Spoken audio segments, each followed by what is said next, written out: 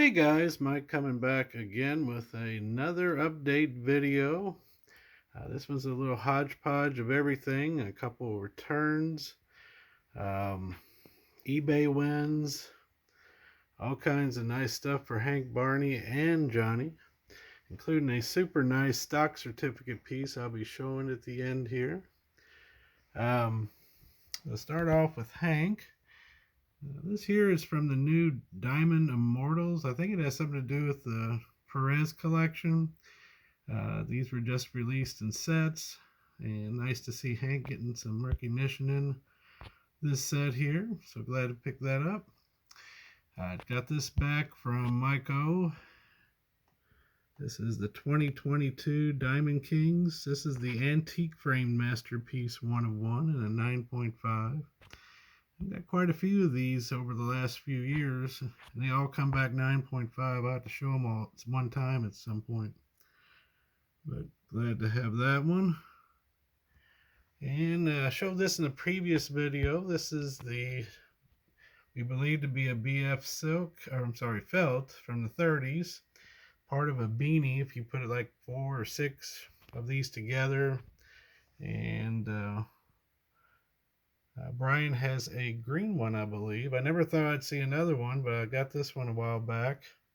And SGC did slab it. They didn't know what to do with it specifically. They just listed it as a 1930s BF uncirculated felt.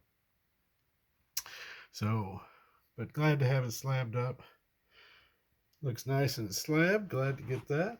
Then moving on to Johnny. Finally got around to picking up last year's Heritage 1974.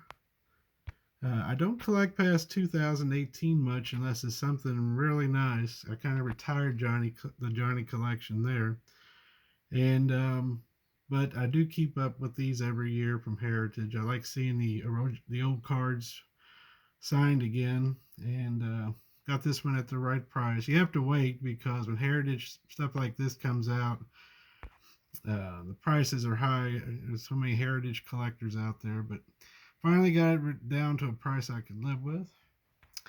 And I did get a couple printing plates. This is from 2017, I believe. Topps Triple Threads. The base card printing plate. And got this 2016 Gypsy Queen base card printing plate.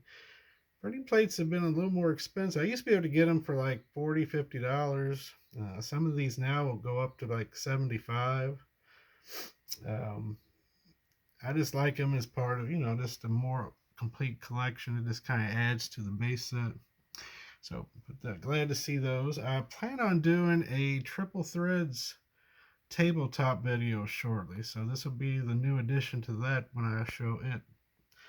Hopefully in the near future. We're going to move on to Pelty.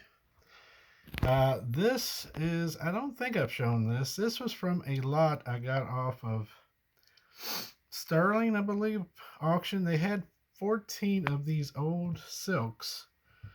And they look like the T205s, I believe it is. A little difference, but very similar.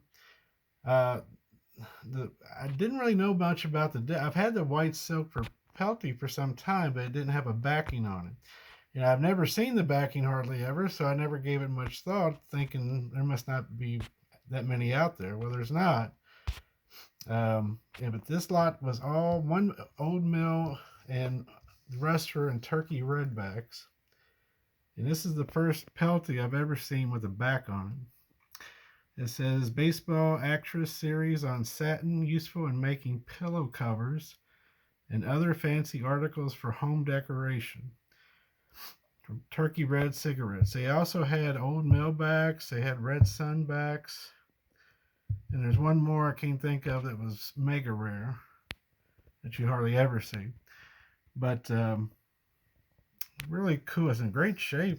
I mean, they do have a little bend in them or fold because they were folded over and put into cigarette packs. So every one you see is going to have like a little crease going across the middle. This one is very well concealed. Very little flaying to it. or fraying to it. Looks really good. I'm going to send that off to SGC and get that slabbed up. There's also color variations I didn't know about. I haven't seen them either. For Barney, all I've ever seen is this brownish type one.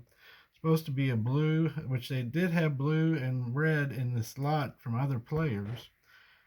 And I've been in the process of selling all of those. I got 2 left and about made my money back on the lot. So I love when I can pay for a lot, even if it is kind of pricey, but sell what else is in it and then get the card I was actually looking for essentially nothing, or even make a few bucks off of it. So if we can sell these last 2 pieces, I'll be able to pay for the lot and make a few bucks and get the Pelty for free. And I love doing that kind of stuff.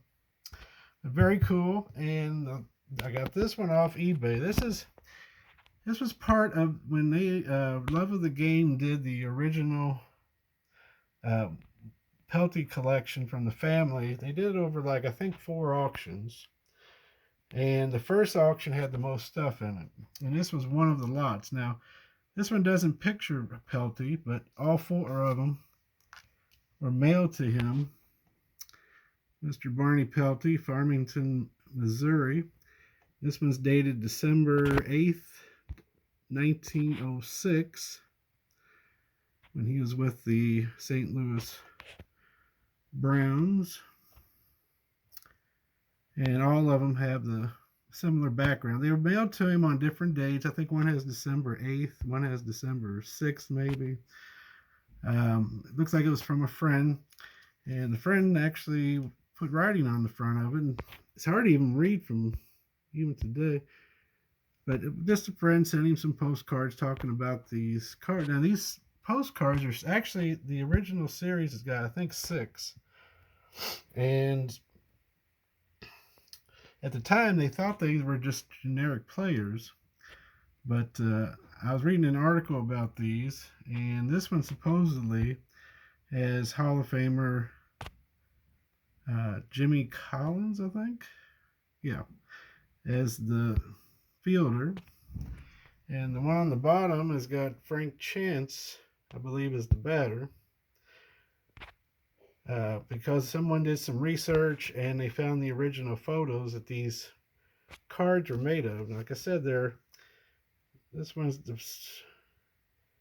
they just have, all they say on them is they've got the eagle and the shield on the back, which but no manufacturer. But these were all sent to Barney just like this. So they didn't go for a lot in the original auction, just because there was so much other stuff, I believe. What was funny is it was on eBay. Someone sold this lot, and this was lot 134. And it actually went more for at eBay than it did at the Love of the Game auction. But I was glad to get it. It's another piece of that original auction.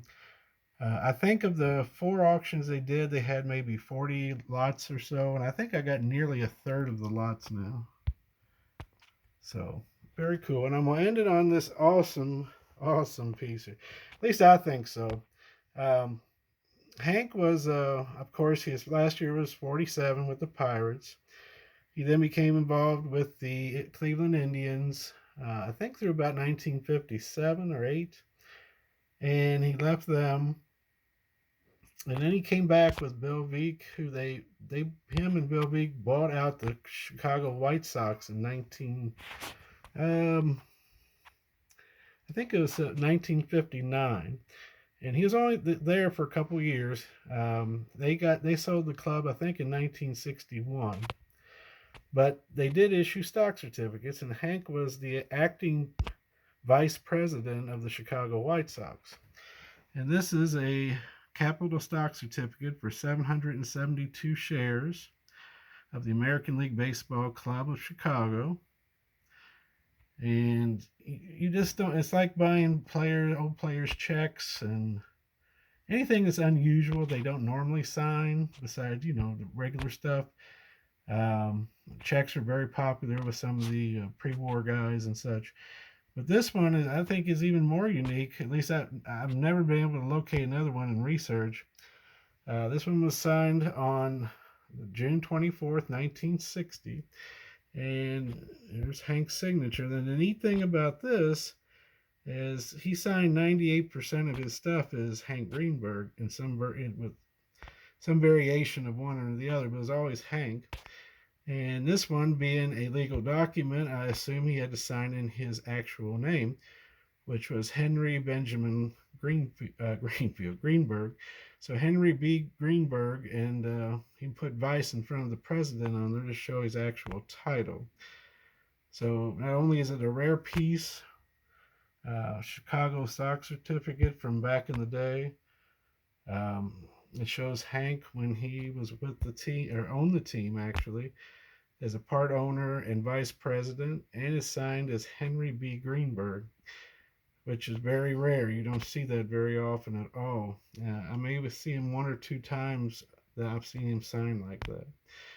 So I think it was part of a large framed item, and they were wanting hundreds of dollars to ship it, and so I think that scared a few people off. But Brian was able to help me, and we were able to get this taken care of and get it in the collection. So glad to have it. Thanks to Brian for his help. But just a very unique autograph and piece for the Greenberg collection. It's very cool. And that will do it. I've got a couple returns coming. I got Mike O sending me something. I bought some more stuff from Sean Tieford and his Greenberg collection. I'll be showing them in the next few videos. And I'm hoping to do that triple threads tabletop for Johnny. And we'll go from there. Thanks for watching. Hope everybody's excited about the baseball season starting tomorrow. Can't wait. I'll get off work at 3 tomorrow. I'll be home at 4, and the Reds start at 4:05, I think. And I can't wait to see the new season, regardless of for the Reds how it goes. But we are optimistic. They have a lot of good offensive players. Pitching is an issue, and if they get any pitching this year, they should make the playoffs. So we'll see what happens. But anyway, thanks for watching. I hope everybody's doing great. And take care. Bye-bye.